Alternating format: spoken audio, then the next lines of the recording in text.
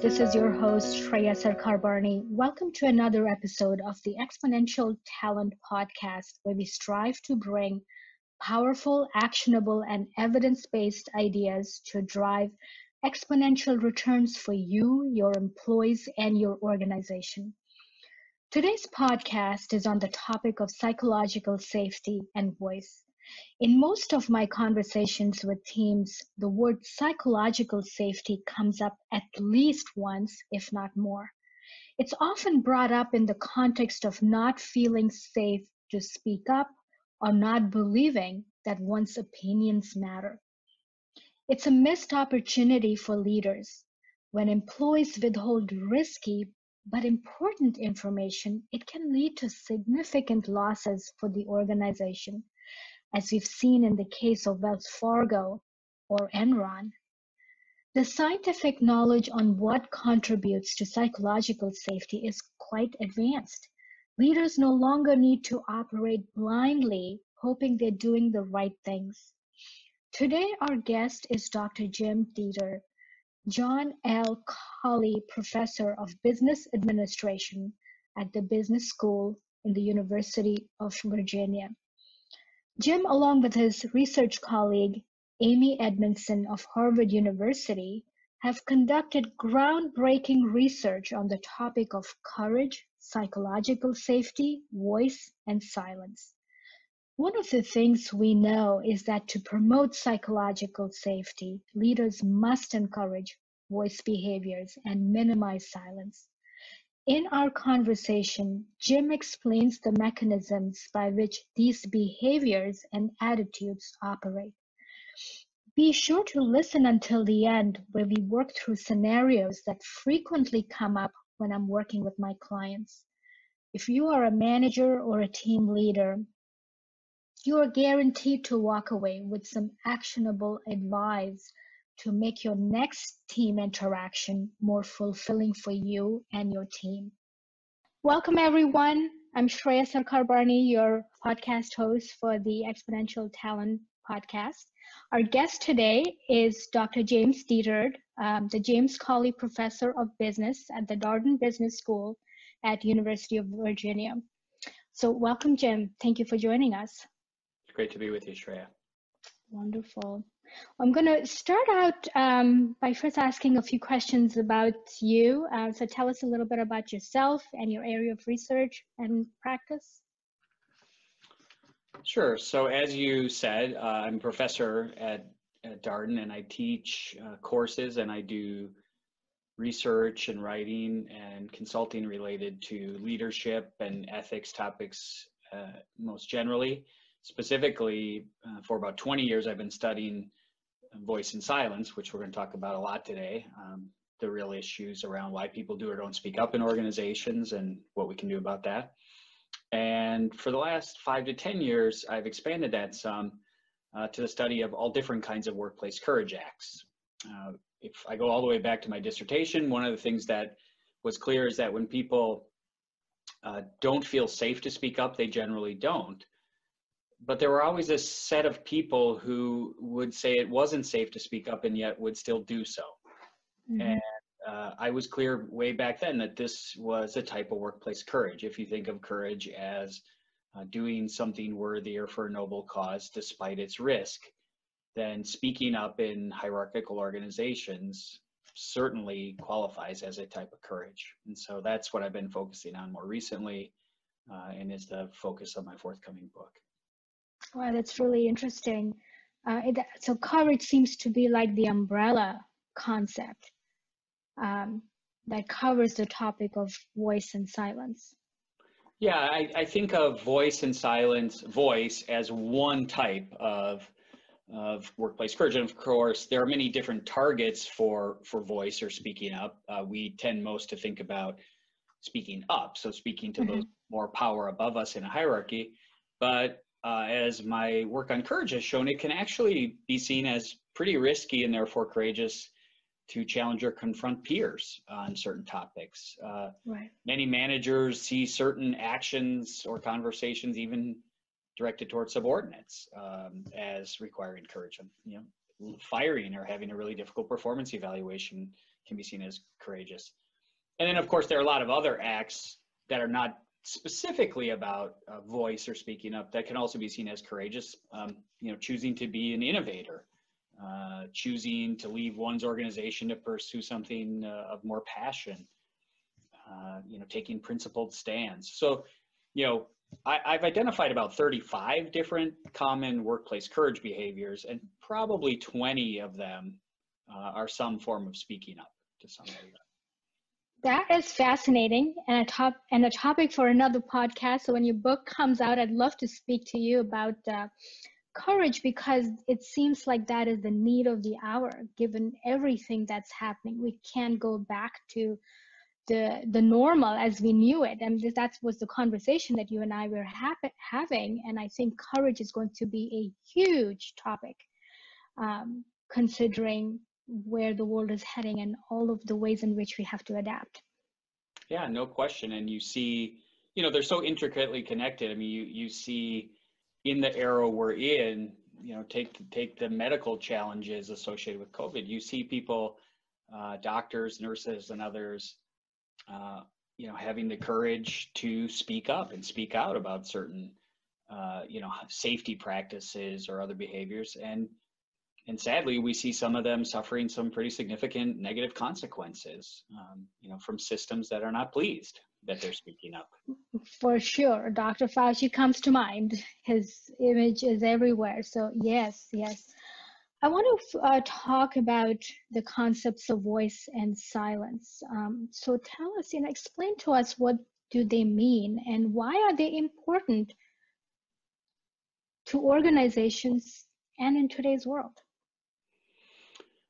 So scientifically, we have, thought of voice and silence a little bit different than sort of the lay meaning of both terms. Voice, we've tended to think of as constructive challenge intended to improve something in an organization rather than merely complain. So voice is not just saying, anything on your mind. It's really having the intent to make something better on behalf of others. Conversely, silence, as I've thought about it, is not simply the absence of any voice, but instead is the intentional withholding of something that one believes would be worth saying. A different way to say that is I don't see voice and silence as automatically sitting on opposite ends of a single continuum. You could be in a meeting, for example, where nobody is saying anything, and it might be the intentional withholding because people think it's unsafe, for example. But it might also simply be, I don't have anything to say about this. It might be I'm silent because I actually agree with the flow of the conversation. And so I don't see all absence of verbal behavior as the kind of silence we're interested in studying. Likewise, I don't see all opening of one's mouth to be the kind of voice we're interested in studying. Why are these important for organizations? Well, a couple pretty obvious reasons to start at the highest level. One, it's just simply impossible for people at the top, for key decision makers in any kind of complex system, to possibly know everything about all the relevant influences on how people are doing and how the system is performing. If I'm a CEO of a pharmaceutical company, for example, I cannot possibly really know what customers are saying, what doctors are saying, what my R&D people are truly thinking about, which compounds to pursue and which ones to drop. And so I cannot possibly make good decisions if people around me and below me are not willing to speak freely and honestly with their information. And then I think there's sort of the more psychological elements, which are actually equally important, just in a more indirect way to performance. We know that the U.S. suffers from terrible employee disengagement, right? The Gallup polls continuously show that maybe a third of employees of really any level or type report being highly engaged. And we know that a big driver in engagement is actually feeling that it is okay to speak and that you're actually listened to when you do. And so, I just think there's just a myriad of psychological and, true performance implications of people speaking their truth rather than intentionally withholding it. Yeah. And what you just described, it's beneficial for leaders to have employees who exercise voice and are less likely to be silent when they need to speak up. I suspect on the employee side, there probably are benefits as well to be able to exercise their voice in silence. I'm assuming that when these two elements are not present, it's a sign of withdrawal from the part of employees withholding their effort. Does that seem like it lines up? Yeah, there's no question. My colleague Ethan Burris and I wrote an article, I don't know, maybe a dozen years ago now, titled "Quitting Before Leaving," and the essence of that argument was essentially to say, you can psychologically quit, you can give up, you can stop trying to make the organization a better place, but still keep coming to work for quite some time. And you don't have to be a genius about motivation to know that when people are giving you 50% of their best, when they're just sort of working to rule rather than to their true whole self, you're going to have a performance problem. So there's no question when employees reach the conclusion that it's either not safe or worthwhile to speak up, organizations will suffer. Yeah, it reminds me of the Challenger disaster. If you recall, they put the panel of investigators to look at what really went wrong. And what was fascinating about that story is all along, the engineers, some of the employees knew what went wrong.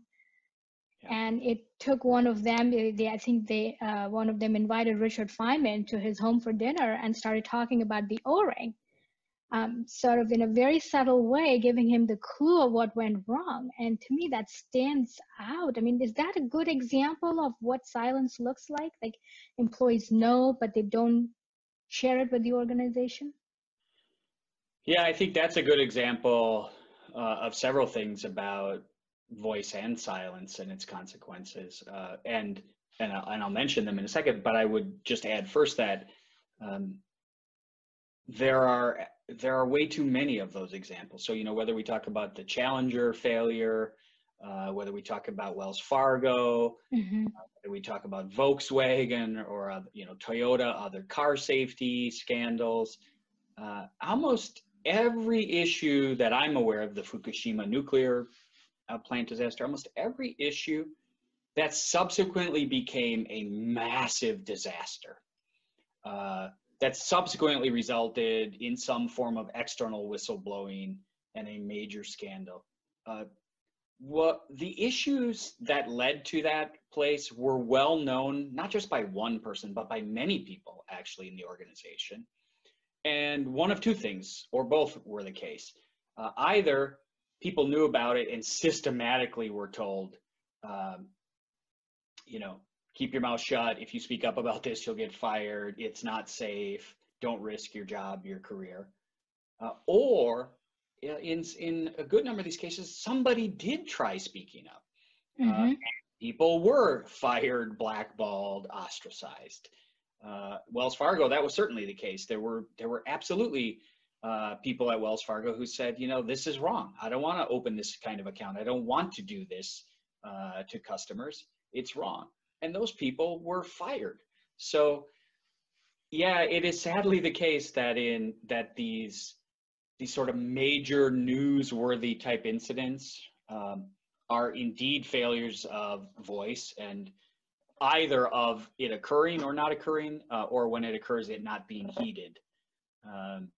And one of the true tragedies, I think, of organizational life and maybe our nature as humans is that we are far too likely to sort of shoot the messenger rather than sort of hear the content of the message when it's inconvenient for us or would require us to admit mistakes or make changes. And what I have tried to focus on in my own work is not the major events, because I think these problems of voice and silence are in more or less every single organization, and they occur every day. Mm-hmm.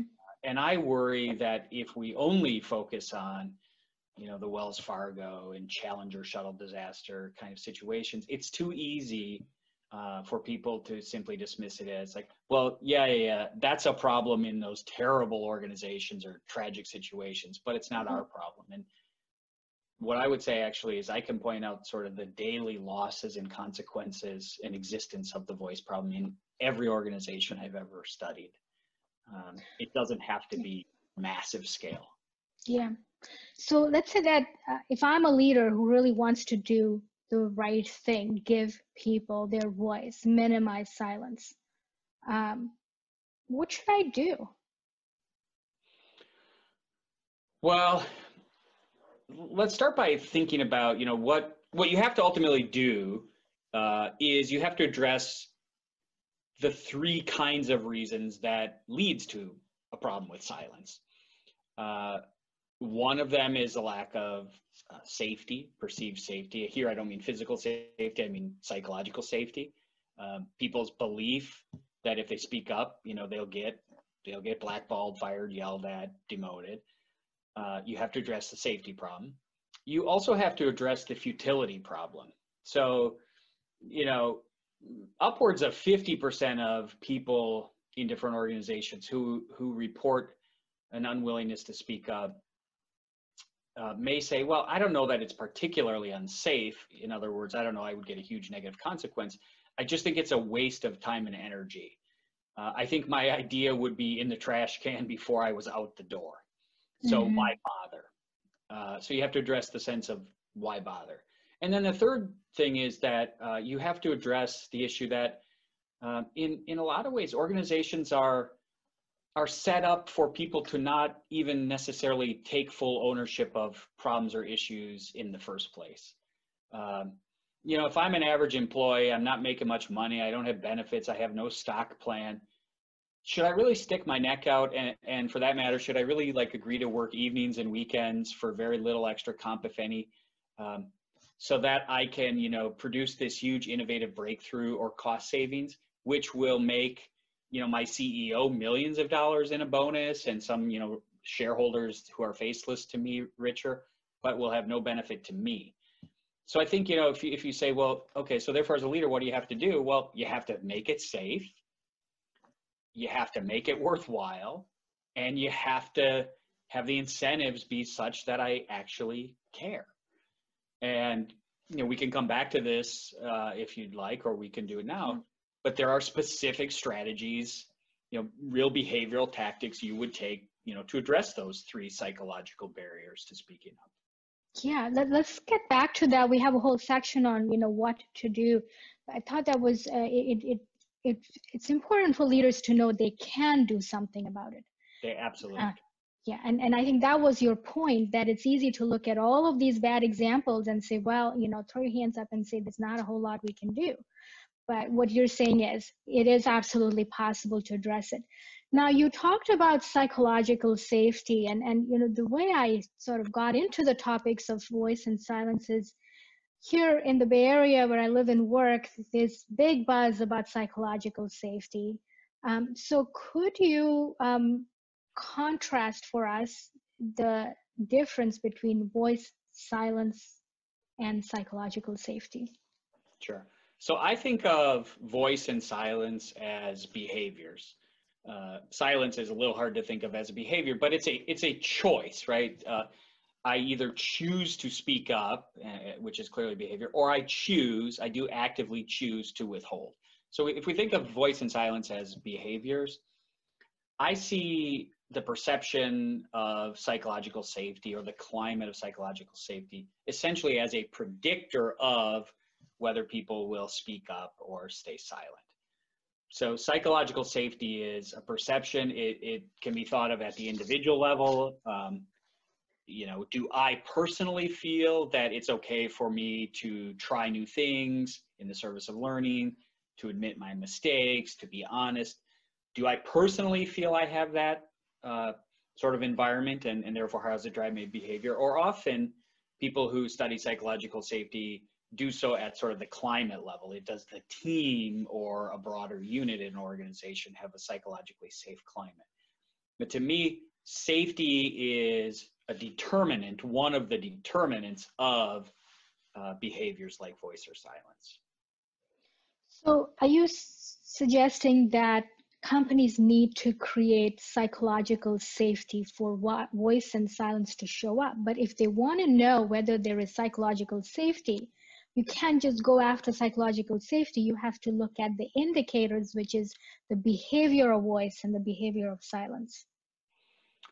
Yeah, I mean, I think, my colleagues who explicitly study psychological safety would say you can certainly measure psychological safety. You can ask questions at the individual or collective level about whether, in fact, people believe that environment for exploration and admitting mistakes, et cetera, exists. I think you can measure that, like we know how to measure many climate variables. I think, though, ultimately, to my knowledge, the reason to be interested in psychological safety is not per se for its own sake, but it is because you care about some really important behavior. So, psychological safety, for example, has been studied a lot in healthcare contexts. Why do you care, for example, if nurses and others in an operating room feel it's psychologically safe? Well, because you believe that if they don't think it's safe, they may not speak up in critical instances where a patient's life is at stake. So the behavior you care about may be speaking up and then the ultimate outcomes of, patient safety or other outcomes, but you measure and you care about psychological safety because you believe it's predictive to those outcomes. Yeah. And, this is an interesting topic. I think, specifically to look at the role of talent management practitioners, consultants, leaders, or even HR broadly. There's a lot of conversation around psychological safety, especially since Google made it popular, with their Great Managers study. I feel like everyone talks about psychological safety. It's not clear whether they all mean the same thing. Specifically for the shepherds of people and organizations, what do you think is the right focus? Is it just psychological safety? Is that enough? Or should they expand their focus to voice and silence and perhaps even courage? Yeah, so I really think it's an and. One of my graduate school mentors and dear friend and colleague is Amy Edmondson, really, the world's foremost, living authority on psychological safety. And I believe wholeheartedly in the importance of psychological safety. I don't frankly want to work in an organization where I don't feel that environment exists. What I have learned over time, and I think it's what led me ultimately to shift my work to workplace courage, of which voice is clearly one type of workplace courage, is that I think we need to focus on both. And when I work with organizations, I focus on both. And the reason is simple. Most organizations are not wholly psychologically safe right now. Many are not very close to psychologically safe right now. And so I don't personally think the message can be just wait for voice and silence and other innovative behaviors and other important, workplace behaviors until it's safe, because that's a really long-term and dangerous way to think about it. So what I tend to say is, as a leader, you really have two roles. You have to focus on changing the conditions around psychological safety so people do feel it's safe to engage in these important learning behaviors. And you have to acknowledge that it's not perfectly safe right now, and it may never be. And so you need to also sort of help people find ways to be competently courageous and engage in these important behaviors. And you also need to train managers to be skillful and accountable for listening to and respecting courageous behaviors. So I don't think it's an either or. I think both are important. Uh, I would say this when leaders come to me now and say, how can I need to create more courage. Help me encourage courage. My first response is actually to say, are you sure you want more courage, more courageous behavior? Or would you actually like to change the conditions so that people could do those behaviors without thinking they require courage? Mm. You know, if you think about it, you will always get more voice in an organization if people don't think it requires courage because it's safe. So I think encouraging courage is a bit of a risky strategy as a leader. As a leader, I would be focusing on trying to change the conditions so people weren't so afraid in the first place. You know, that's really interesting. Change the conditions so people speak up. But in my experience, I have to say, it's especially in the United States, this varies by culture, I suspect. You know, voice is easier to get, but stopping silence is harder. Or releasing one to move from silence to voice is harder. I agree. And it's the bigger problem because, you know, with voice, I think two things are true. One, with voice, you actually know the frequency, right? You know how often people are telling you something. That's a more observable, measurable phenomenon. The challenge with silence is you have no clue how much people are holding back. So you could be a leader walking away from a meeting context saying, yeah, I think that was great. You know, several people said several things. We got a good climate here. And what you may not know is that the most important things were actually withheld in the meeting. And that relates, I think, to the second point, which is given in most organizations, there is some degree of fear around speaking up. It's a reasonable hypothesis to say that the voice you are hearing might be the least challenging and in some respects the least important voice. In other words, it might be the very most important things that you're not hearing. And so, you know, if you asked me to say, well, would you focus in an organization on measuring and trying to change voice, or would you focus on trying to change silence? I would focus on silence. But it's most likely that what is being withheld is the stuff that is potentially of highest value, but also seen as most threatening. I think that is so powerful. I feel like you have identified an opportunity that I find missing in so many organizations. I talk to a lot of HR leaders, you know, people working in the talent space. Everyone is doing these listening sessions, which is creating that environment for more voice. And my sense is that you need different things to deactivate silence, if I can call it that. I think that's right. I think that's right. People, because you can have all sorts of forums for voice, but that doesn't guarantee people aren't just saying what they believe is, you know, desired to be heard. And therefore you don't really know what you're not hearing. Yeah. Forums. And I think in today's environment, it is even more pertinent here in the US. You know, we talk about psychological safety and speaking up.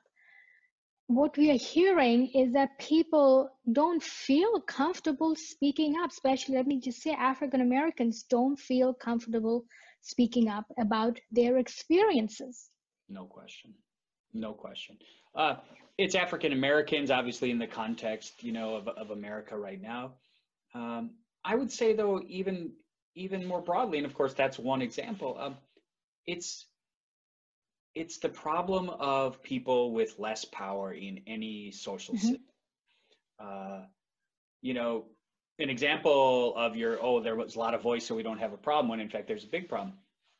I've had this sense, I'm an academic, and so I'm in a lot of faculty type meetings, and I've had a sense at every institution I've been at that the people with tenure, the associate professors, the full professors, the gray hairs, right? They speak all the time in faculty meetings, but junior people are often very silent, the untenured assistant professors. And so, in a meeting not too long ago, I made a conscious choice to actually say nothing the entire meeting, because I was just going to literally track who spoke the entire meeting. And in like a 1 hour meeting, there were, as I recall, 34 or 35 total comments made. And of those 34 or 35 comments, all but 2 were by tenured senior people, even though the room was roughly 50-50 in terms of junior and senior people. And so, you imagine the senior people, right, left the room saying, what a great conversation. We're so honest with each other. But imagine that the junior people probably left the room saying, that wasn't a safe environment at all for me to say what I thought. And so there's no question that if you focus on the amount of voice, you can completely miss the underlying dynamics of a situation, which is who's not speaking. Yeah, that's such a fascinating example. As you know, I used to be tenure track professor at Illinois Institute of Technology. And my experience was that in most faculty meetings, there was a section where the untenured professors, meaning you're in tenure track, but you had to leave the room. Yeah. So talk about silencing. That's like and I think now, based on your example, what I'm thinking, which I didn't have that sense at that time, I was much younger, is maybe the chair should have had a meeting with the tenured professors leaving the room. Yeah. Although if you think about it, so yeah, symbolically, right, that would have said the one thing. I think the problem is that it also says a second thing, which is we're either way, what we're acknowledging is that we don't have a safe enough environment for us to talk across levels without risk. And I would say in all the academic institution I've been in, and I think it's common in other organizations too, there are often efforts to, pull together your junior people, your younger people, your newer people, and, try to mentor them and shepherd them and ask what they need and how things are going. And that's, of course, in and of itself, extremely helpful. I think it does, though, also reinforce the notion that, yes, we care about you, but you're not going to be able to be heard and get these things taken care of in a setting where everybody senior to you is present. And that's, that symbolically, that says a lot. Yeah. And I wanted to bring up another related point, which is now we're talking about a fairly low power distance culture, the United States, maybe not as low as Scandinavia, where, most people are of generally equal status, whether by gender, race, or hierarchy. And if there is low psychological safety in sort of these types of environments, one can only imagine how much worse it must be in high power distance cultures. There's no question. I have not done extensive cross-cultural research. What I can tell you, though, is inside organizations, America looks a lot more like those high power distance countries than it looks like Scandinavia or other places. And as I've thought about, to be clear what I'm saying, there is actually a lot less voice, upward challenging voice than you would perhaps imagine in American companies based on sort of our broader culture. And I've thought a fair bit about that. And I think, a simple way to maybe explain that is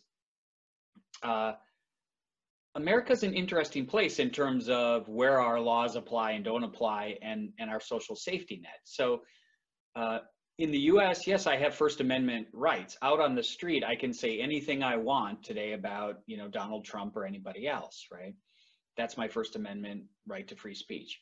But the minute I walk in, the office door, or, nowadays, right, in any context, the minute I'm speaking sort of on behalf of an organization or as an employee, in the vast majority, 90%, let's say in the US, of at-will employment situations, I can be fired immediately for speaking out against my leader in my organization. And so, and then if that happens in a country like the US, I don't have government provided health insurance.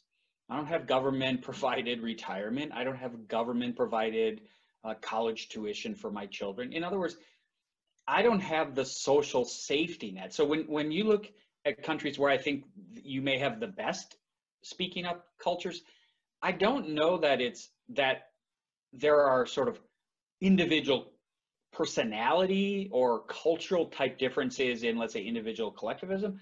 I actually think what might be more powerful is the existence of certain types of benefits that in the US are tethered to one's job, that in these other societies are not tethered to one's job. And that provides a sort of freedom to speak that the vast majority of Americans don't have.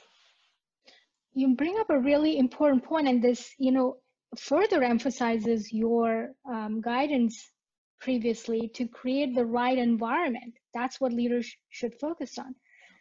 And I have a couple anecdotes that might be helpful to understand what you're saying. So, we do work globally. A while ago, I was working with a business unit leader here in the US for a German headquartered company. And one of the things that he said to me, which was fascinating, is his managing director was a German in Germany. And so if he disagreed, the expectation was it was never in a meeting with peers or like a board meeting.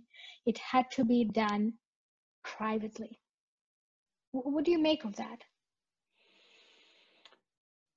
Well, I think there are, again, I think there are some of these behaviors are national culture related, and actually some of these I think are human nature. So there's no question that national cultures have different, call them what you will, sort of safety valves or, procedures for when and where and how it's okay to speak up or challenge a boss, right? So, many of us sort of know about the Japanese culture of, extreme deference and unwillingness to push too hard during the workday. But then everybody, across one or more levels goes to the bar at night, and there becomes sort of a, now we can speak freely with no retribution culture. So, that seems to be sort of a safety valve way of getting important information out in a pretty hierarchical culture. And I think, in China, for example, people have told me that you don't, for example, you don't criticize, you don't say about your own company, our practice is flawed or we need to adopt a new practice. Instead, what you say is, oh, I heard from a friend that company X is now doing this or has adopted this practice. And that is known to be in that culture an indirect way of saying our procedure is flawed or needs to be improved. And so there's no question that different cultures, I think, have different sort of ways that they get information to the right people in different contexts. Now, you mentioned this issue of don't say it in public. I think this particular norm is, I cannot say, I haven't studied 100 countries. I can't say it's universal, but my instinct is that that particular rule is pretty widely shared. I've studied kind of implicit theories about speaking up. So people's kind of lay beliefs, these internalized norms that we have. And one of the one that is very, very common in the US also is don't do it in public. And we have phrases, right, in English like, criticize in public, praise it, criticize in private, praise in public. So I suspect that for whatever sets of, let's say human reasons, psychological reasons, it is much harder to create an environment in which people are comfortable being constructively challenged in front of a group of others. Even the best leaders, I think, struggle with that. And if they're honest, would tell you that they prefer it in private. Now, Yeah. I've thought some about that, and this is something that Amy Edmondson and I have said together. That's, you know, you might be willing to live with that or inclined to live with that and say, look, it's just really hard to be called out or challenged in public. So just, try to have a private meeting. The risks of that, though, are there are so many things that only get discussed one time. Something gets brought up and mentioned in a meeting, a public meeting, and the decision is made. It's announced, okay, we're going to march forward with this. And there is no subsequent private meeting, right? You either in that context have to have created a climate where people in that moment in front of others will raise their hand and say, hey, boss, I just think this is a problem.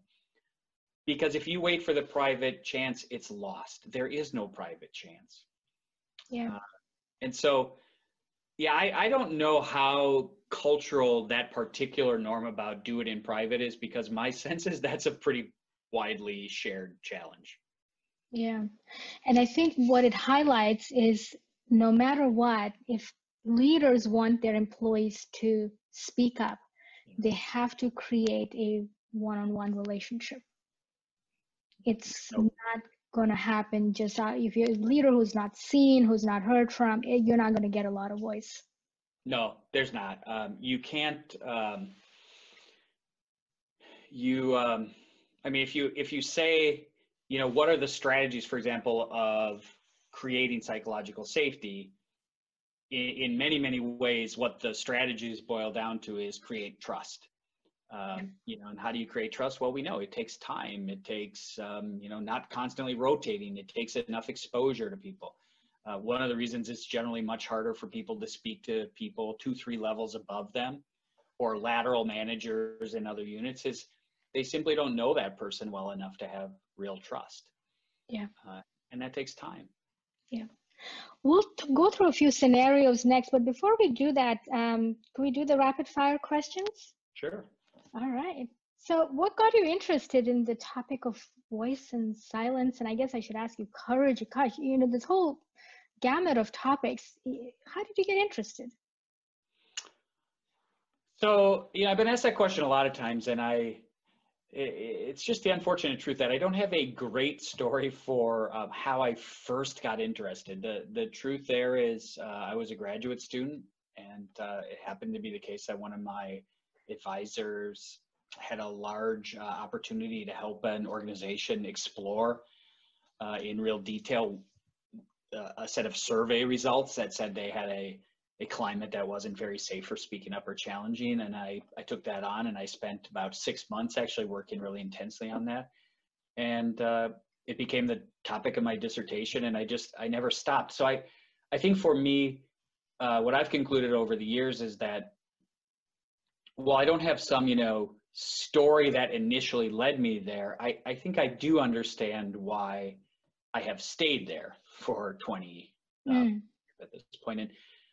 And it's a set of things, one of which is going back to something I said about this sort of First Amendment. I think it's a huge irony in a country like America that we are so proud of our individualism and our freedom and our First Amendment right to speak. And yet, as soon as we are in employee mode, that right is gone. And, given most of us actually spend, if you do the math, if you work 40 or 50 years and you work 40 to 60 hours a week, we spend more of our waking hours as a human working than anything else. And I think I have just, for 20 years, I have been fascinated by the idea that, call it what you want, but that we subjugate ourselves, that we allow ourselves to be in an environment where we don't have kind of this most basic freedom to speak. Yeah. And so, for me, both trying to help leaders change that and for individuals to sort of change that has really been a passion.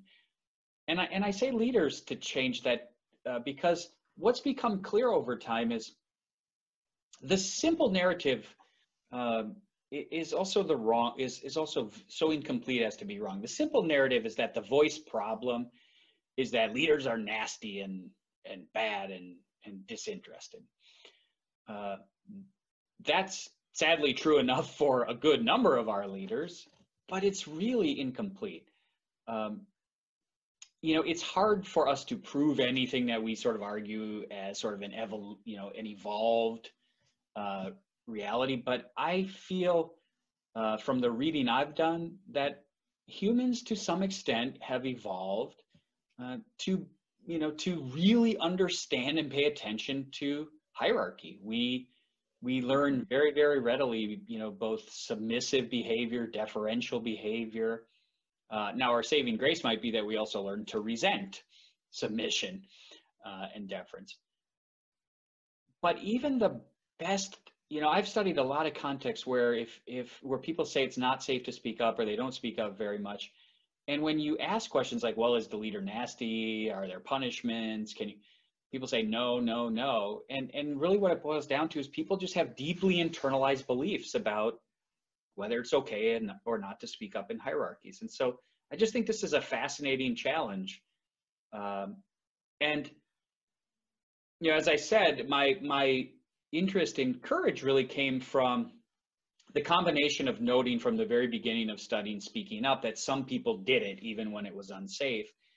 And then in my teaching, every year I would end sort of general leadership courses by saying, look, we've learned lots of tools. I've given you lots of frameworks, evidence, and if we had more time, there's lots more. But here's the thing I think ultimately matters the most for you as leaders. No matter how many arrows you have in your quiver, the real question will ultimately be, will you have the courage to use them when the right times come? And I would just end with a speech saying, I hope so, and give them some, examples of powerful, courageous acts. And people started to routinely write on, post-course evaluations. We need a whole module on courage. That should be the focus of the course. Why'd you wait till the last 10 minutes for that? And and I just realized that so many people in a variety of ways feel really disempowered at work, and they want to believe there is more. They want their life to stand for more at work, but they're just not sure how to sort of find their voice, but do it in a way that doesn't make them a martyr every time they speak up. And I think my passion around courage has really been trying to help people find what's that one self they really want to be and stand up for at work, but to do it in a way that doesn't lead to being fired or other terrible consequences. Yeah, that's really powerful. And what stood out for me is, silence is not always a sign of a bad leader. It could also be the individual, which means there is a two-sided equation here. Yeah. You can't just be, everything somehow in organizations that have great leaders, everything, there's a lot of burden on leaders. I think we got to spread that burden out a little bit. And I think the two things that you've highlighted, one is the environment, the culture, just the milieu in which individuals are operating, and then also give tools to the people. I agree. Yeah. I mean, I think that ultimately, I believe leaders have to set the tone. They have to share a disproportionate burden, but I also do believe there's a real and meaningful difference between what Ira Chaloff has written about as the courageous follower versus, a follower that we might call, fairly sheep-like. And I think that especially for people who are professionals and have some of their own status and are very well paid, I think there comes a point where you cannot hide behind, well, my boss isn't a perfect human being as the reason for your own unwillingness to speak up. That has to be on you also as an employee. Yeah, and I think that's a really important message for all HR people listening and for all leaders listening as well. So let me ask you, has speaking up ever backfired on you? Yeah, I was thinking about this whole issue of, um, my own history with speaking up and or silence, and I was recalling Kim Scott's book, Radical Candor. Mm-hmm. Um, for those who haven't read that, she talks about radical candor as being sort of a combination of being, truly honest and transparent in what you say, telling the truth, but also doing it in a way that the recipient believes you actually care about them and are trying to, sort of give feedback in the spirit of helping as opposed to tearing down or embarrassing. Um, and she talks about, you know, most of us are not regularly operating from that cell of radical candor. We tend to struggle either with ruinous empathy, which is the category where we don't tell the truth, and we tell ourselves the reason we're doing that is because we care so much that we don't want to hurt you. And I think of that as sort of being the example for me is I'm about to go on stage in front of 1,000 people and my fly is open and my friend sees it and doesn't tell me. And then I go out there in front of 1,000 people. And when I later say, why didn't you tell me? My friend says, well, I didn't want to hurt your feelings. And Yeah, I said, well, so instead you let me embarrass myself in front of 1,000 people. right. So that to me is kind of ruinous empathy is, people sort of chronically having the narrative of I care too much to tell you the truth. And then she talks about the, sort of the opposite problem she labels as obnoxious aggression, where you are absolutely a truth teller, but either the way you say the specific things you say, or perhaps, the general relationship building you have or haven't done, you are telling the truth, but people are not necessarily convinced you care or have their interests at heart. Mm-hmm. And when I work with people, I say, I think it's a really important thing to be honest with yourself about where you fit on that sort of way of thinking. Because for myself, for example, I don't think anybody would accuse me of ever once probably having been ruinously empathic. People would say Jim tells the truth. I think on the other hand, because I am impatient, because I have really high standards, because I really want change and innovation at a rapid rate, there's no question that people would say, either on certain issues or at times in the way Jim has said certain things, it hasn't been clear that he wanted to win with us or that he really cared about us. And so, I would say the battles, to the extent I've lost battles, it has been not around unwillingness to speak up. It's been around speaking up in ways that didn't fully invite people in or get people fully on board. Yeah. And as you know, in an academic environment where most people around you are tenured, and for that matter, really, that's just equivalent to any sort of partnership form, a law firm, a consulting firm.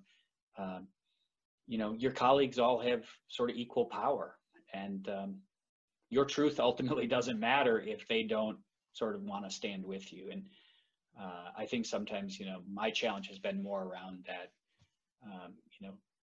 investing enough energy to sort of truly bring people along with me. Yeah. And that goes back to sort of the environment, creating the right setting, and then the individual skills. And so I'm hoping that people are actually paying attention to that there is some real skill building that can be done, meaning that you can create all of the elements that are required for more voice to happen in your organization and less silence when it matters. That's right. And I think Yeah. you're right that it's about individual skill building and it's about climate building, because on the one hand, poorly worded, statements that,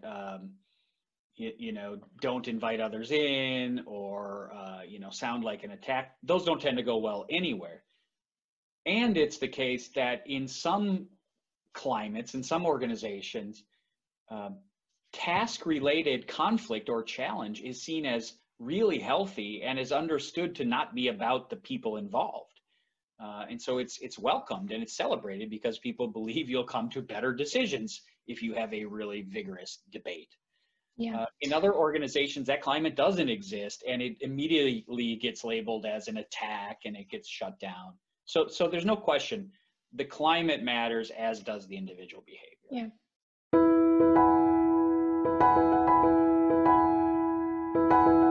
You're listening to the podcast on exponential talent. Today, we're discussing how leaders can create psychological safety by encouraging voice. Our guest is Dr. Jim Detert from the Business School at the University of Virginia. I'm your host, Shreya Sarkar-Barney from Human Capital Growth.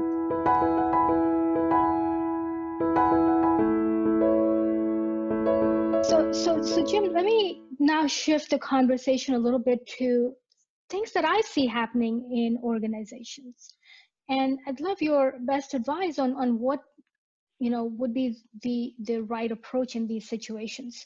So sometimes I hear my clients say, it could be about a new direction the company should be taking, or really pertinent information that leaders should know. And they might say, well, my leaders must have this information, and so I don't think I need to say anything about it. And specifically in the last 2 or 3 months, I know that some of my tech clients have been significantly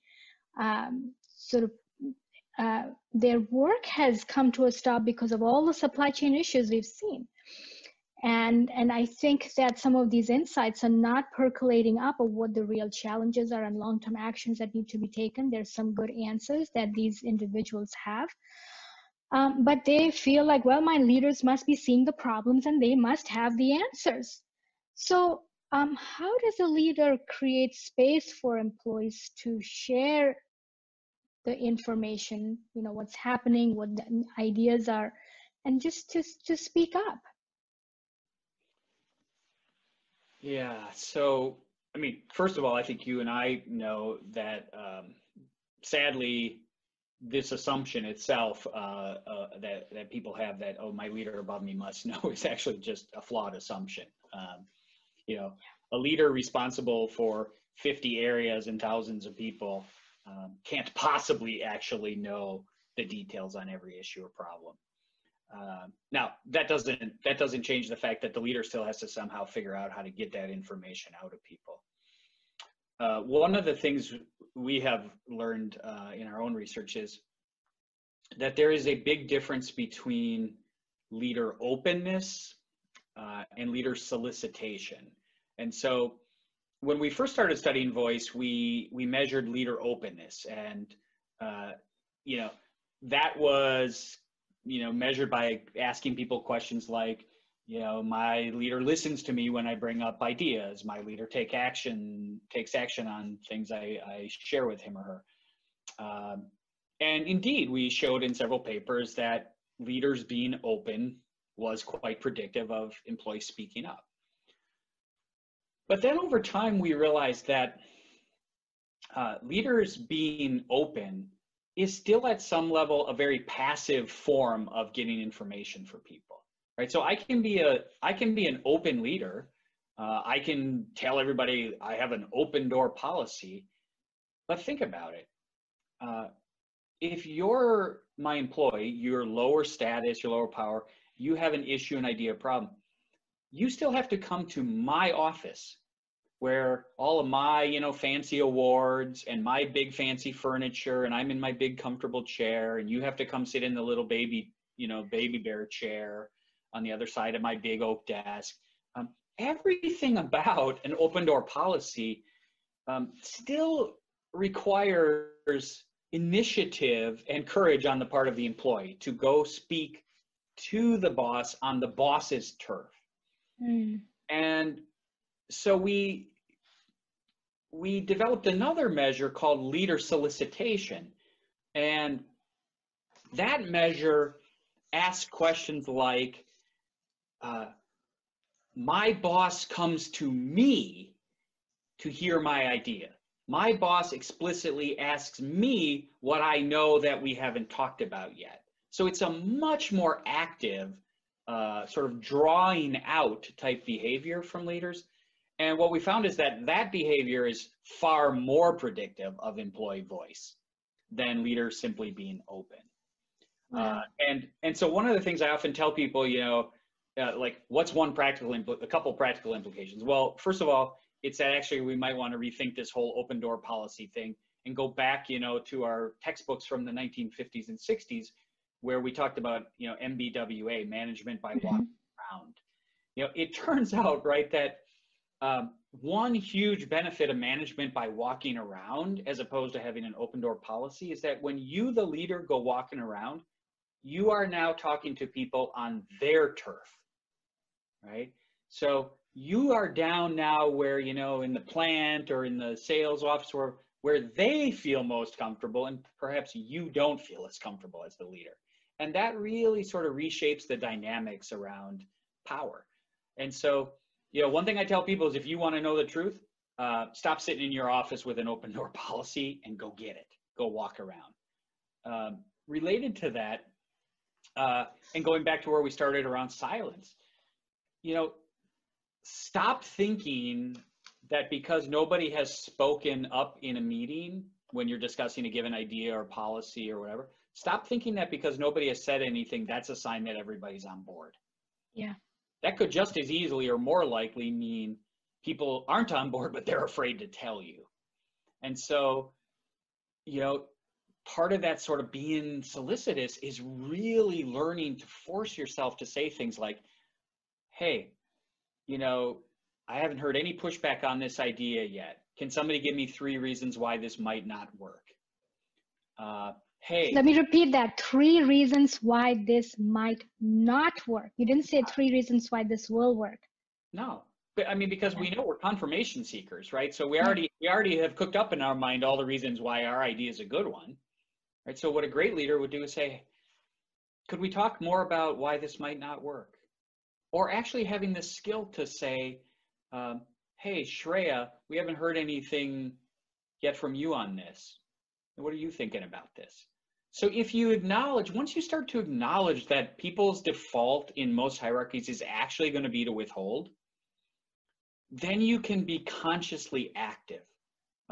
We were talking about this public versus private.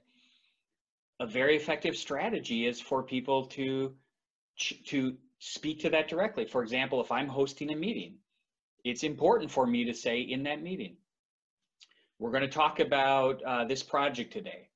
Oh, and it's my project. It's the thing that basically everybody knows I have a lot of identity invested in. But here's the thing. I want to learn. I want this to be the best it can be. I don't want to be embarrassed if it's not any good. So I'm begging you today. It doesn't matter that we're in public. You have to speak today your truth. So I think a very, very powerful strategy that I've seen work many times is explicitly naming those implicit beliefs that you think your employees have and saying they're not true, right? Hey, Shreya, you might be thinking, I don't want to hear this in public. I do. Hey, Shreya, you might be thinking I'm sensitive about this because it's my project. No, that's all the more reason I need to know if it's flawed. So I think one huge sort of bucket of strategies for leaders is to be much more proactive about seeking out information and telling people that those implicit beliefs they have about why they should censor aren't in play. Yeah. And that's hard to do. Right. So you said, management by walking around, get out of your office. It's not just about an open door. It's about seek out that information. Yeah.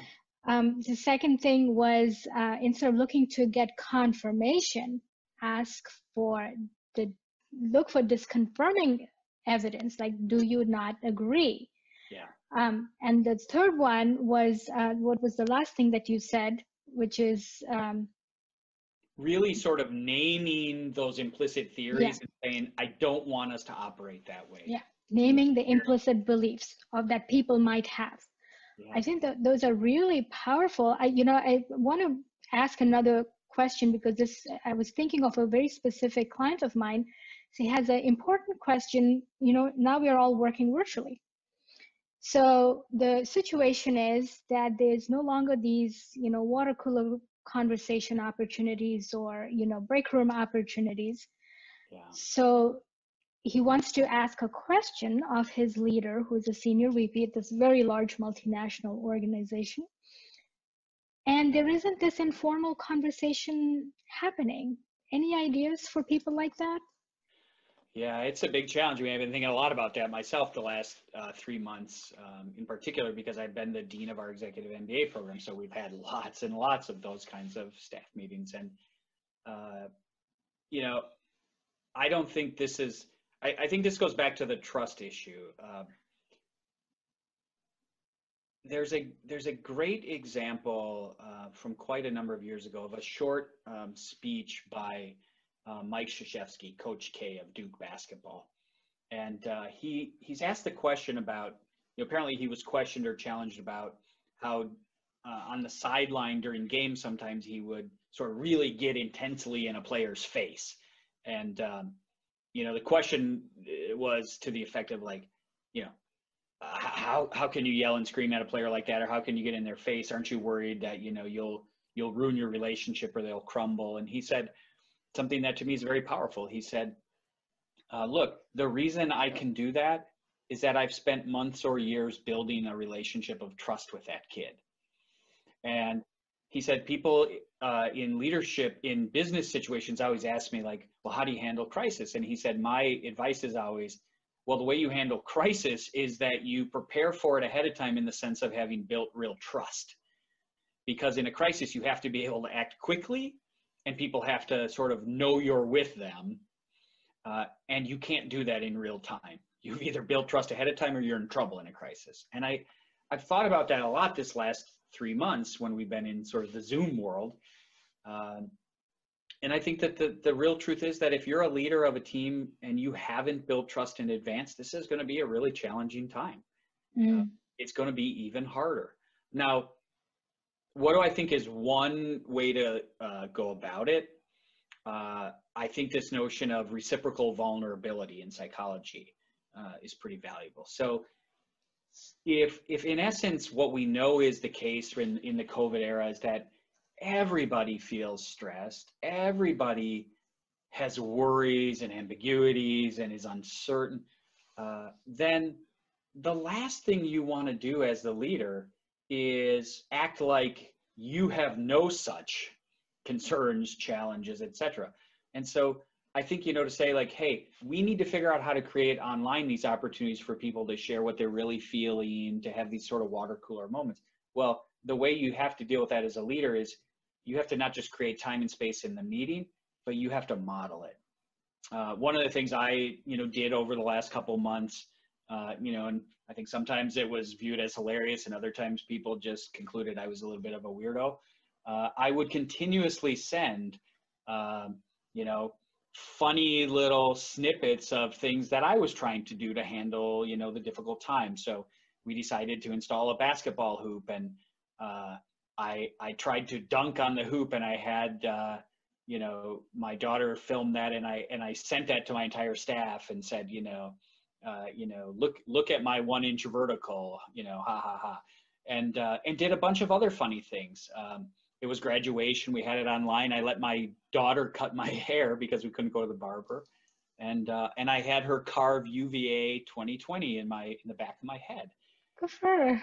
And I shared that with my staff. And so what I tried to do is use humor and my own humanity as a way of making it okay for them to say I'm struggling, or I'm uncertain, or I don't like this policy direction we're going. And I think for so many leaders, the advice for so long has been, never let them see you sweat. Always act like you're in control.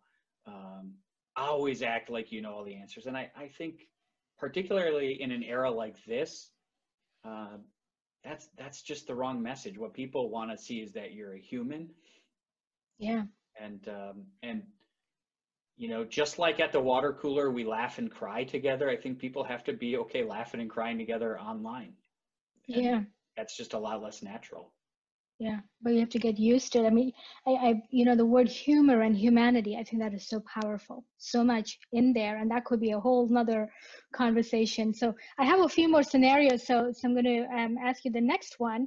Um, I've worked with a lot of leaders who like to shield their teams from their senior leaders. They don't want them to look bad. It's sort of a protective mechanism. Like, what if they say something stupid and then, that label sort of stays forever? So, and as a result, they are sort of promoting silence in their teams. What's your recommendation for these situations? Yeah, I think that the stated intent, as you said, might be positive, and I also really can't agree with it as a particularly good strategy. I think when you shield your people from higher ups in the organizations, you do a couple things unintentionally, I think, but that are problematic. So first of all, you are making a statement about the climate of the organization. So you are reinforcing, whether you intend to or not, the notion that it's not safe to speak up. Right? So skip level leaders are also just humans. They're also part of the same, they're supposed to be part of the same team. And so when you shield your people and you use language to say, I'm protecting you, well, you protect people from things that are dangerous. So by definition, I think what you're announcing to people is we don't have a psychologically safe climate. If I think you making a single mistake in front of a senior leader would doom your career, then we don't have a safe climate. So the first thing I would say to people who think they're doing their employees a favor is you're also reinforcing strongly this notion that it's not a very safe environment. The second thing I would say is, again, it goes back to this, should we agree that we're going to learn collectively together, or should all the learning be in these little private, silent, venues? To me, the message should be, if we're really all in it together, then we should all be comfortable learning together across multiple levels. Many of the leaders I have studied that I respect the most have institutionalized for themselves various practices for skip level communications. They'll informally show up at places and they'll announce, we're having a cookie chat, and they'll just randomly pick 12 people and say, let's go in the conference room and have cookies and coffees, no bosses. And they'll talk, across 2-3 levels. And many of those leaders report that, the way they fundamentally learned about what was really happening in an unfiltered way, was using these cookie chats. Another one had a practice of, Friday lunch on the CEO, but the cost of the lunch was you had to bring one problem or idea and be willing to share it at lunch. So I think you are again, in a second way, sort of, you are voiding this opportunity to have cross-level learning. And I guess the last thing I would say is, I think on the one hand, you think you're being benevolent by protecting your people. You also are robbing your people of a chance to shine in front of senior people. Yeah. So, if you think about, right or wrong, so many of the ways that people get sort of promotion opportunities, get identified as a high potential person, is to have an opportunity in these relatively rare moments to shine in front of more senior people. It's possible that the manager or the leader is thinking, well, they have to, have earned the rights. Yeah. It's the rite of passage, and I, kind of paid my dues, and you're not there yet. Yeah. I think it's I've written and thought about this issue of skip level communication, and I think that often these stories that get told about, like, the benevolent middle manager who's protecting his people or whatever, actually, if we really unpacked it, I think we would see that what that manager is in some respects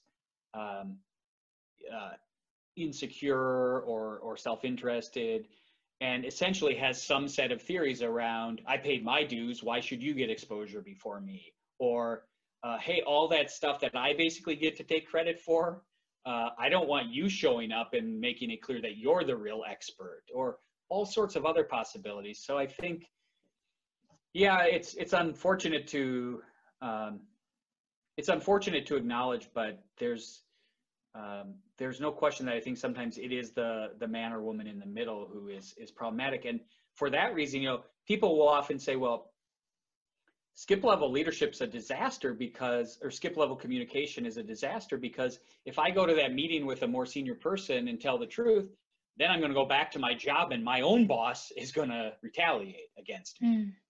And so in the organizations where I've seen skip level communication really become an accepted norm, people also will tell stories about, Joe, the manager, actually got fired for either coaching employees on what they could or couldn't say in those skip level meetings, or for trying to intervene and, in some subtle ways retaliate for what was said in those meetings. And so I think if you're a senior leader and you want that skip level communication, you not only have to really reach down 2, 3, 4 levels, you also have to set an unquestioned tone that middle managers cannot interfere with that process. Yeah. Wow. I mean, skip level meetings, I wonder how many companies even have it sort of a way of operating. So that's really good. Let me get to a few more, if that's okay with you. Many leaders are of the belief that they've been given the formal power and authority to solve the problems that their employees can't solve. And therefore, they should have all of the answers.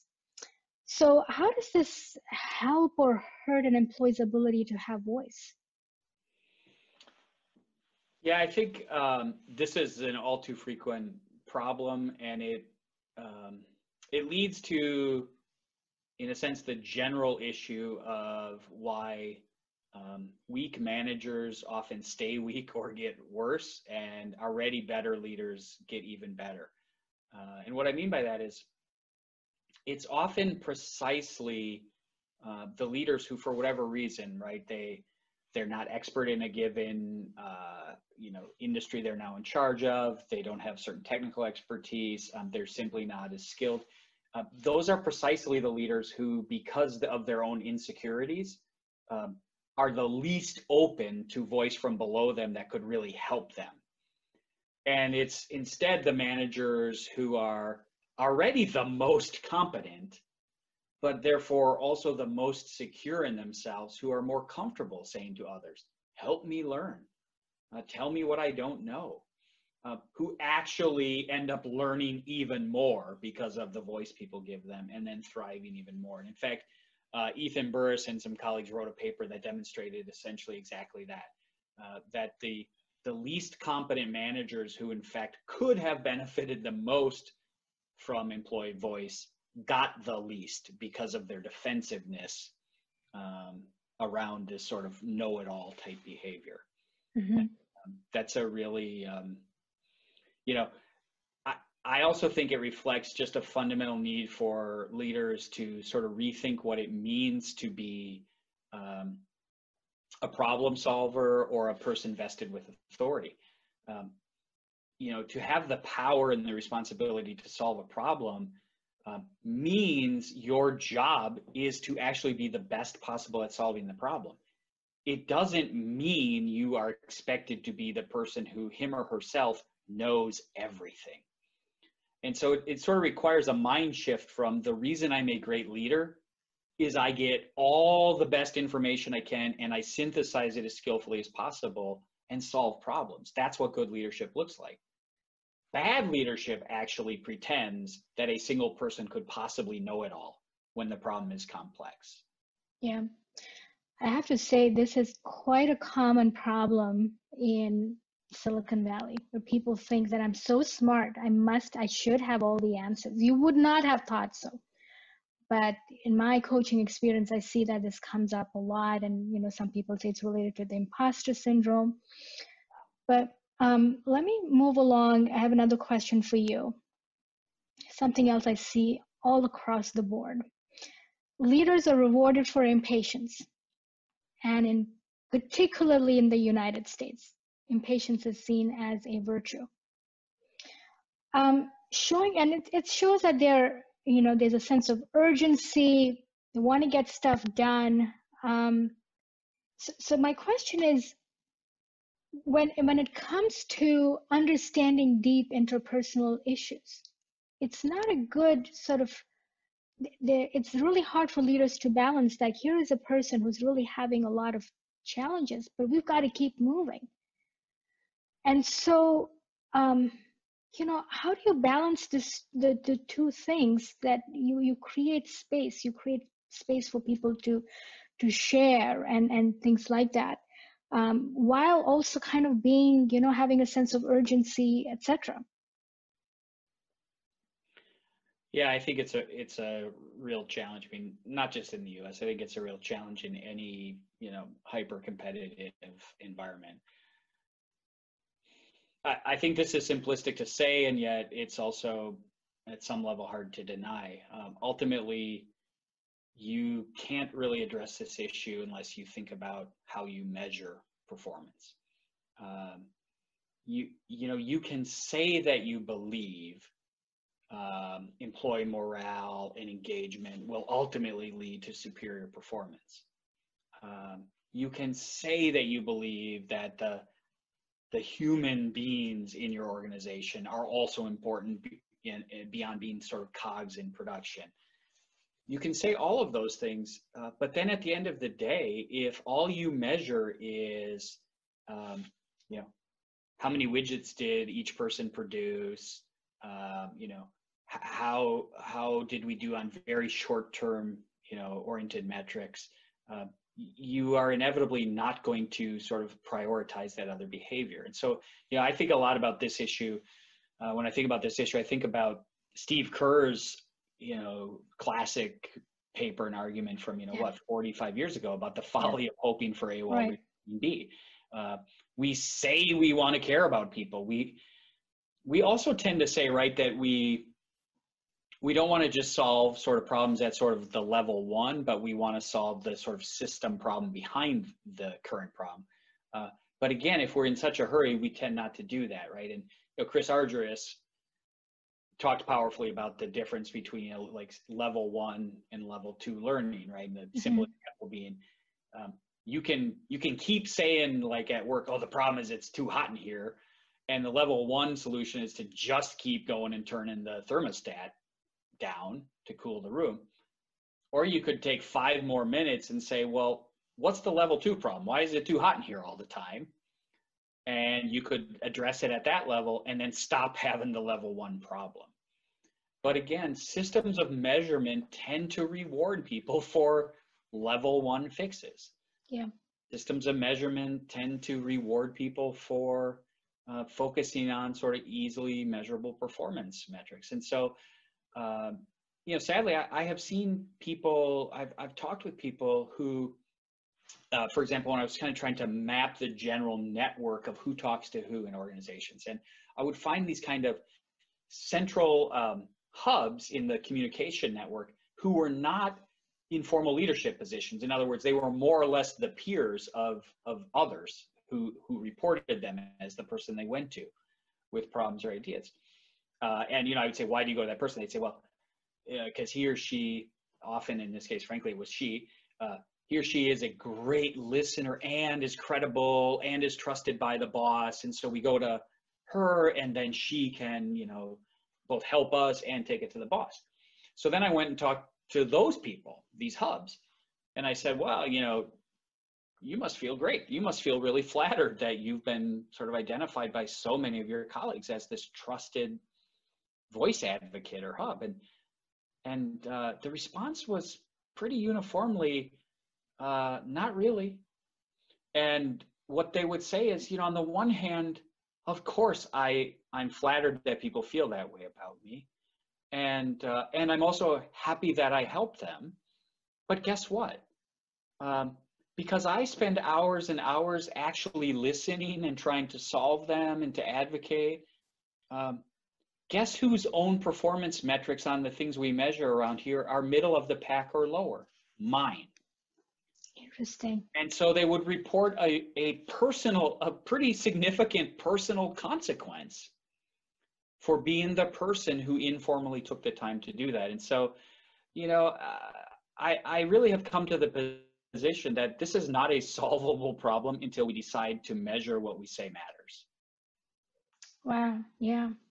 And I kept, when you were narrating that example, I kept thinking of all of the ONA studies, like, oh, where are the hubs? And then I've heard leaders say, oh, go after those people. They're your high potentials. And there's sort of this other underlying story. Maybe you're, working them too hard, or maybe their performance is declining because of the way for what they're doing. And maybe there are silence centers. Instead, ONA studies should be looking at silence centers. Yeah. Well, I mean, think about it. Let's say I'm a doctor, a lawyer, anybody who basically has some form of like billable hours or number of people seen, right? Every hour I spend being a good colleague, being a voice advocate for others is one less billable hour for patients. Right. And in almost every system, how are you considered high potential? You have the most billable hours, right? Yeah. You see the most patients. And so, I've heard organizations talk about, but very few actually use the process of saying that if you are in any kind of managerial role, one aspect of measurement on like a 360 or any other kind of performance evaluation process is how good a voice manager are you? How much active solicitation do you do? How safe and often do people feel and then actually come to you? How much are you, like if you used a network approach, a hub?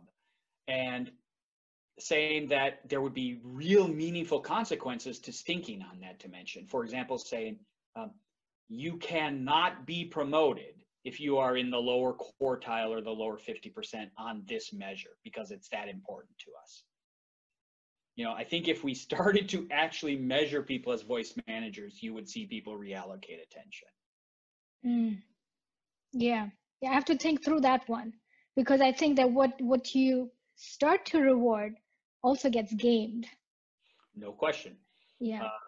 And there's no question that I've seen all sorts of gaming around, not just that kind of measurement, but when people companies do company-wide employee surveys, and one of the areas measured is safety or climate for speaking up, and you would think then that this might actually help improve the situation, but I've heard people in a lot of companies say actually it made the situation worse because my boss got his or her own like our units results and they were really bad, and rather than that stimulating like a desire to come and understand and improve, the boss just came in and sort of started pounding the table and said, who the hell said this about me, and how could you guys have reported that about me? And so actually this tool that was theoretically intended to surface a learning opportunity actually only was just another instance of lack of safety for employees who now felt called out for reporting the climate.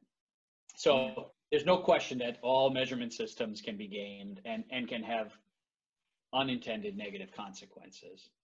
Yeah. Well, which adds to the complexity. The answers do exist. I think then it's a process of what's going to work in the organization. That's right. We're getting close toward the end of the interview here. I'm thinking, you talked about understanding the implicit beliefs about voice that exists. And you also started to talk about measurement. What are some best examples you've seen of how companies have uncovered the implicit beliefs related to voice and silence? So again, I think there is no particular difficulty or magic in assessing people's implicit beliefs. It turns out, right, I mean, there's a debate in the literature about whether you can use an explicit approach, like a survey, to asking people their implicit beliefs. In my experience, it hasn't been very hard at all to get people to tell you, yeah, I think you don't speak up in public. Yes, I don't think you speak up about things the boss loves. They're too identified with it. Yes, I don't think you, I don't think you do it in, if you're too junior. I haven't had a problem with people. I don't think survey approaches are particularly hard to surface the issue. I mean, my experience has been that it's really about sort of the level of measurement and aggregation. So often people ask for examples of, like, can you give me examples of organizations that have these great climates for speaking up, or that have sort of nailed this speaking up issue? And I will say, you know, that I have looked at data for hundreds of organizations at this point, and my experience has been almost always the same, which is that most organizations at the level of, you know, aggregating 300 people or 5,000 people or 50,000 people, the whole company, most organizations fall in the sort of middle range of, you know, 50 to 60% say it's safe, or 50 to 60% say it's not. And so I don't think the action is actually comparing organizations. In every one of those organizations where, let's say, 50% say it's safe to speak up and 50% say it's not, what you tend to find is units where people are doing otherwise similar work, similar size units. So, you know, 2 sales offices in 2 different parts of the country, or 2 manufacturing plants, you know, physically distant, where same kind of work, same kind of background people. One of those units will have 80% say it's safe to speak up, and the other, you know, essentially matched pair kind of environment will have 25% of people say it's safe to speak up. And so what I have learned, and what I tend to tell companies, is there's no sort of magic organization out there to learn from. You have best practice in your own organization. What I encourage organizations to do is say, find the relevant kind of matched pair, find the best examples in your own organization, learn from them, and learn to diffuse those practices internally. Not surprisingly, the high-performing units tend to have leaders who behave in the ways we've talked about today. But I don't think there's sort of a magic bullet organization out there. Yeah, I think that's actually really helpful guidance. Vast majority of the times we hear companies ask us, well, what are others doing? You know, study your own organization, which again goes back to release the voice in your company so people could tell you what's working. Yeah, and I think that's so powerful for a couple of reasons, right? One, you have expertise inside, so why not celebrate it?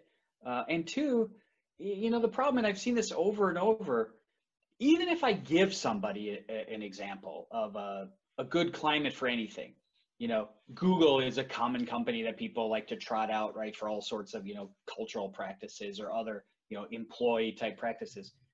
But as you know, the first thing that people in most other contexts do is say, well, yeah, if we were sitting on 60 billion in cash, we could do all that too, but we're not like Google. Or, yeah, if all our employees were under 40, that would be cute, but we have an older workforce. So part of the problem is that even if you identify a different organization that appears to have sort of a really sort of best practice environment, it's just way too easy for people in the organization you're trying to help to say, well, they're not like us anyway. Yeah. It wouldn't work here anyway. So if you start with finding the pockets of best practice in their own organization, they can't use that excuse. Right? The proof is that there are places in your environment of excellence. So celebrate that and diffuse that. Yeah, I think that's really powerful. All right, let me get to my very final question, which is it possible to have too much voice in an organization? I've been asked that question a lot. I have 2 thoughts. First is, we do hear nowadays about, you know, a few places where, you know, they're sort of considered like hyper voice environments where every conversation of all types, performance conversations, every meeting is taped, it's put on the web. There are, you know, rubrics where you can score any colleague for any voice behavior ever. Is that Bridgewater? I mean, Bridgewater Oh, is you known hear for about that, right? Bridgewater, Yeah. Amazon has some of those elements, right? So you hear about these environments, and uh, you know, I don't have great data, but my own sense on that is that uh, this starts to create some form of Orwellian too much voice Yeah. environment to me, and I think my without great data, my sense is that. Um, there can absolutely be a tipping point where voice is no longer truly being done in a psychologically safe way or no longer reflects safety, but is actually a form of point scoring and showing off and competing in a way that I have a hard time thinking of as truly healthy. Um, but really the most honest scientific answer I can give is to say I don't know. Um, and if I'm even more honest, I don't. The reason I don't know is that I haven't cared enough to study that problem because my life for 20 years has been overflowing with examples of not enough voice. Mm, yeah, I And hear what you're saying. so I'm a lot more compelled to spend my time trying to create environments where there is enough voice um, that I think it's a little bit of a ruse to spend time talking about too much voice. I think it's often, who tends to ask that are very, very senior leaders. Like, well, yeah, of course we'd like to learn more and we'd like to be more open, but oh my God, we're going to be flooded with so much voice we won't be able to operate. Uh, I, first of all, I actually haven't seen that come to pass in any organization I'm aware of. And I think it has a fairly negative view of human nature because it sort of says that um, people would just speak endlessly for the sake of speaking, not because they observed a real challenge or a real issue. I think it's not a favorable view of your employees if you think they would waste time speaking for no valuable reason. Uh, and I don't think it mirrors my experience in other facets of life. I mean, if you just think about your own family, uh, I I have dinner, with my wife and two daughters. I have sometimes left the table thinking, I'm not sure my daughters were as forthcoming with all of their truth as they might have been. But I've never left the table thinking there was just too much voice in my family. And so I tend to believe that, um, this is there too much voice is just the wrong question. Can there be too much voice is the wrong question. For Mm. 90% of organizational leaders, um, I promise you, your bigger problem is too much silence, not too much voice. And I want to end on that note because I feel like, gosh, there's another podcast that we could all talk about, which is um, if there is too much voice from certain factions, that means there is another faction that's not speaking up. Yeah, yeah, that's right. Yeah, Yeah. so that's different than saying there's too much voice. That's saying sort of that's back to, for example, my senior colleagues versus untenured junior colleagues. You can have an imbalance of who is speaking. That to me is different than saying the overall volume of voices is too Yeah. high. Yeah. And I think that's a good note for leaders listening to make note of, is that it's not a matter, if you feel there's too much voice, that means there's too much silence on that topic somewhere else. Yeah, and perhaps too much inaction, Yeah. because if the same group is over and over and over and over speaking up about something, at some level, your takeaway from that shouldn't be there's too much voice. Your takeaway should be somehow I have failed to satisfactorily address this issue. Right. Yeah. Wow. So much to walk away. And I'm very, very grateful to you, Jim, because you made this so real, so relatable. It's, voice, silence, psychological safety sometimes can seem very esoteric. And I think what you've done is you've talked about real things that leaders can do, that organizations can do, that employees can do for themselves. And my hope is that for anyone listening, here are ideas for you to expand beyond thinking about psychological safety and expand your practices, embed the opportunity for voice and decrease the opportunity for silence through the culture and climate work, through by embedding systems and processes and practices in your organization. Yes, absolutely. All right. Well, thank you, Jim. I really appreciate your time. And I hope you come back. Your research is so timely and so relevant for what's happening. I mean, say timely because it's relevant for what we're all facing in this world today. So I sure hope you come back and talk to us again. Will do. All right. Well, thank you so much. I appreciate the extra time. This brings us to the end of this informative podcast on psychological safety. Google's study on great managers brought this topic to the forefront. I've seen it frequently addressed in my work with teams, but find that most leaders have few tools to develop feelings of psychological safety in their employees. Hopefully, this podcast has expanded your toolkit to include voice and silence, the behaviors that ultimately lead to feelings of more or less psychological safety. Jim talks about the benefits of skip level meetings and management by walking around. These practices not only signal that leaders are open to listening to their employees, it provides more opportunities for voice to surface and for leaders to detect silence. As always, our goal is to bring you leaders simple but powerful evidence-based ideas to drive exponential returns to your employees and your organization. If you liked what you heard, do not forget to subscribe and share with your colleagues. Until the next time, this is your host, Shreya Sarkarbarni from Human Capital Growth.